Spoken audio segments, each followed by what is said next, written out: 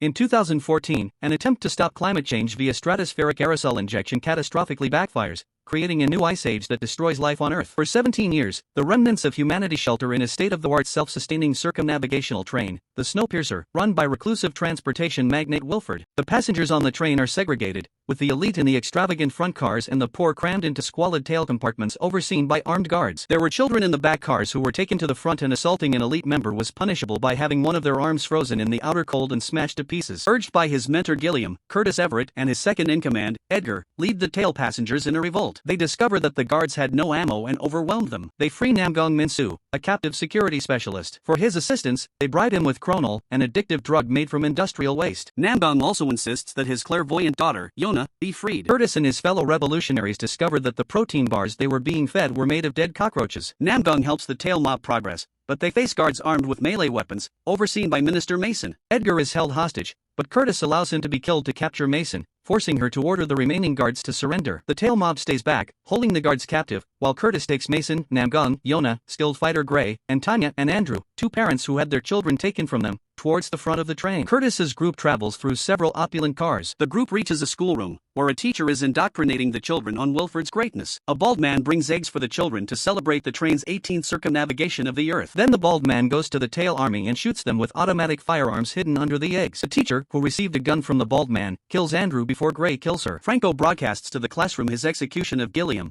which prompts Curtis to execute Mason in turn. Curtis's group moves on, but Franco catches up with them, killing Gray and Tanya. Franco is then seemingly killed by Curtis and Namgong. In the last compartment before the engine, Namgong reveals that the reason he collected the Chronol was to use it as an explosive to escape the train with Yona, believing they can now survive outside, pointing out the melting ice outside. Curtis explains that in the early days of the train, the tail section resorted to cannibalism. Edgar was an infant when Curtis killed his mother, and Curtis was going to eat him when Gilliam offered his severed arm instead, stopping the bloodshed. Curtis wants to confront Wilford for causing such horrors. Wilford's assistant, Claude, emerges from behind the engine room door to invite Curtis inside. Curtis meets Wilford and, to his shock, learns that he and Gilliam conspired to stage Curtis's rebellion to reduce the tail section's population to sustainable levels. After ordering the execution of most of the tail section residents, Wilford offers Curtis his position leading the train. Curtis appears ready to accept as Yona overpowers Claude, rushes in, and asks for a match. In desperation, she pulls open a floorboard to reveal Tanya's son, Timmy, who has been enslaved to work as a replacement for a broken machine part. Appalled, Curtis pummels Wilford and rescues Timmy from the machinery, losing his arm in the process. Andy, Andrew's missing son, crawls out of a nook and climbs into the engine core despite Curtis's pleas. Curtis gives Yona the match to light the fuse for the Chronol bomb, while Namgong fights and kills Franco, who followed them. Damaged by the fighting, the door to the engine room cannot be closed, forcing Curtis and Namgong to use their bodies to protect Yona and Timmy from the blast.